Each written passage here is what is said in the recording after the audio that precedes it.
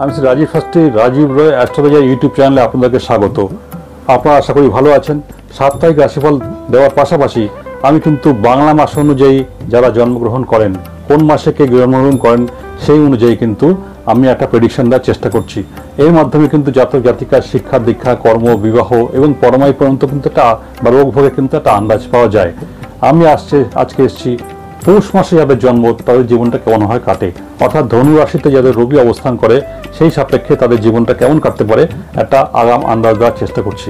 এই মাসে যারা জন্মগ্রহণ করেন তাদের কিন্তু মনোভাব কিন্তু খুব উদার, সৎ। এরা কিন্তু কোনো রকম গোড়ামি বা ধর্মীয় সংস্কারে একদম একপক্ষে সেরকম কিন্তু ব্যাপারটা নয়। এরা দেখতে সুন্দর হন এবং মনের দিক দিয়ে কিন্তু যথেষ্ট নরম সরম। এদের কিন্তু বিশ্বাস এবং অনেস্টি সততার ক্ষেত্রে কিন্তু কোনো খাত থাকে না, সেটা কিন্তু যথেষ্ট ভালো পরিমাণেই থাকে। মানে এক কথা বলতে গেলে তার সৎ এবং ভালো বিশ্বাসী, ভালো বন্ধু হতে পারে। এরা কিন্তু পরোপকারী, মানে সমাজে যদি কোনো কাজ তারা সুযোগ পায় তারা কিন্তু করার চেষ্টা করেন। জীবনে উন্নতির পথে কিন্তু এদের যে স্পিড সেটা কিন্তু যথেষ্ট কম। তার মানে এই নয় যে এরা খুব আলসে বা অলস প্রকৃতির, তা কিন্তু নয়। এরা সমাজ সেবার দিকেই কিন্তু যথেষ্ট মন দিয়ে থাকেন। এরা সকলের কিন্তু ভালোবাসা পেয়ে থাকেন, কিন্তু সেই ভালোবাসা পেলেও এরা কিন্তু সেটার বহিঃপ্রকাশ করে না। অর্থাৎ উচ্ছ্বাসহীন উদ্দামতা কিন্তু এরা পছন্দ করেন না, তার বহিঃপ্রকাশও করেন না।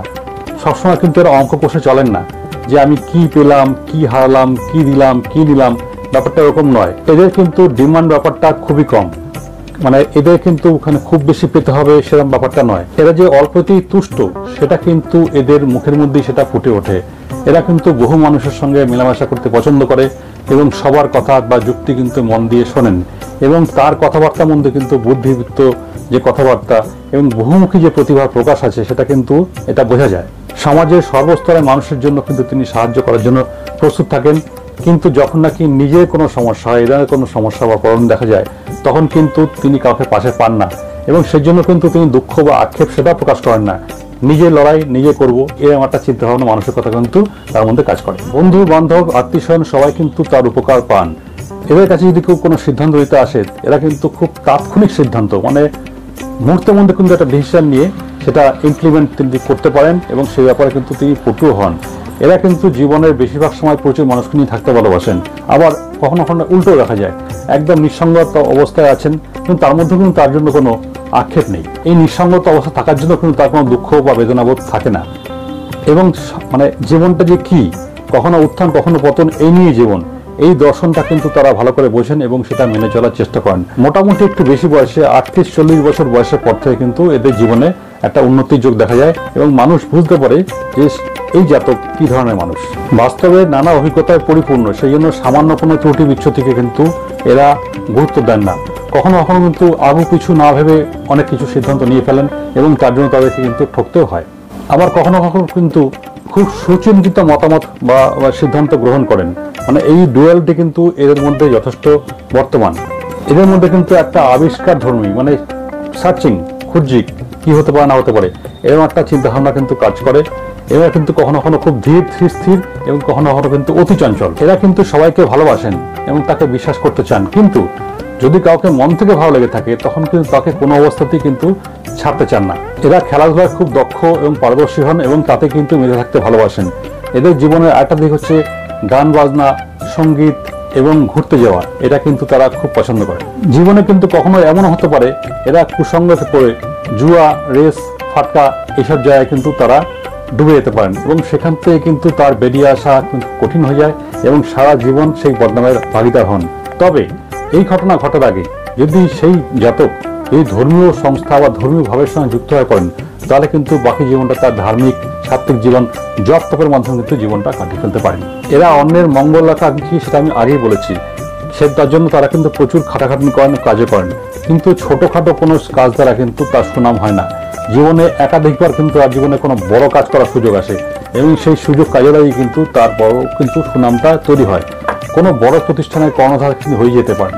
Private limited company, public limited company, পৌরসভার কাজ বা কোনো এনজিও এই ধরনের কাজের সঙ্গে যদি যুক্ত হয়ে পড়েন তাহলে কিন্তু সেক্ষেত্রে তার সাফল্য কিন্তু অতি দ্রুত আসে। এরা কিন্তু খুব ভালো কথা বলতে পারেন এবং কথা বলতে গিয়ে কিন্তু তারা অনেককে আকৃষ্ট করেন।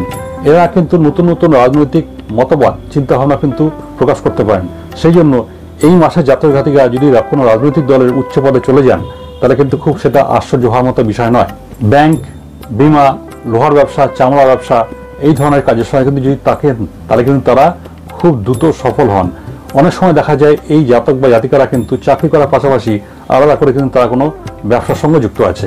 এদের মনের উপর কিন্তু তার কাজের সাফল্য নির্ভর করে। জুয়া, সাট্টা, ফাটকা, শেয়ার মার্কেট এইসব জায়গা থেকে কিন্তু তার জীবনে একটা আয় চলে আসতে পারে। উত্তরাধিকার সূত্রেও কিন্তু তার কিছু প্রপার্টি যোগ থাকে এবং এই ডুয়াল মেন্টালিটির জন্য তার জীবনে কিন্তু বন্ধু বেশি শত্রুর অভাব হয় না এবং সেই ছদ্ম বন্ধুরা মানে আসলে শত্রু তারা কিন্তু তার জীবনে কিন্তু কিছু ক্ষয়ক্ষতি করে ফেলে। মোটামুটি 35-36 বছরের বয়সের পর থেকে তার কিন্তু উন্নতি হয়, তবে আসল উন্নতিটা কিন্তু হয় 45-46 বছর বয়সের পর থেকে। তখন তাই কিন্তু দাবি রাখা সম্ভব হয় না এবং এই বয়সের পর থেকে কিন্তু আসে সামাজিক সুনাম এবং প্রচুর অর্থাগম এবং তখন সে কিন্তু একটা খ্যাতির শিখরে চলে যায় এবং প্রভূত অর্থের মালিক হয়ে থাকে। বাকি জীবনে কিন্তু তাদের খুব একটা অর্থাভাব হয় না। এদের সঙ্গে কিন্তু মায়ের সম্পর্ক খুবই ভালো, মা তাকে যথেষ্ট ভালোবাসেন, কিন্তু মাঝে মধ্যে কিন্তু মার সঙ্গে কিন্তু মতের অমিল কিন্তু এরকম একটা ব্যাপার দেখা যায়, তবে সেটা কিন্তু দীর্ঘস্থায়ী হয় না।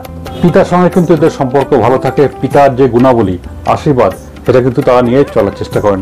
ভাতৃভাব মোটামুটি শুভাশুভ, মানে ভালো আছে, কখনো মন্দ হয়ে যায়, কিন্তু যদি একবার ভালো হয় তখন কিন্তু ভাইয়ের সঙ্গে সেই জাতক একদম বন্ধুর মতো মেলামেশা করে, খুব সহজ সরল এবং স্বাচ্ছন্দ্য বোধ করে। এই মাসে জাতক জাতিকাদের স্বাস্থ্য ব্যাপারটা কিন্তু মোটামুটি শুভাশুভ মিশ্রিত হয়। কিশোর বয়সে বা যৌবন বয়সে কিন্তু তাদের রক্তপাতের একটা সম্ভাবনা থাকে, আঘাতপ্রাপ্তির একটা সম্ভাবনা থাকে।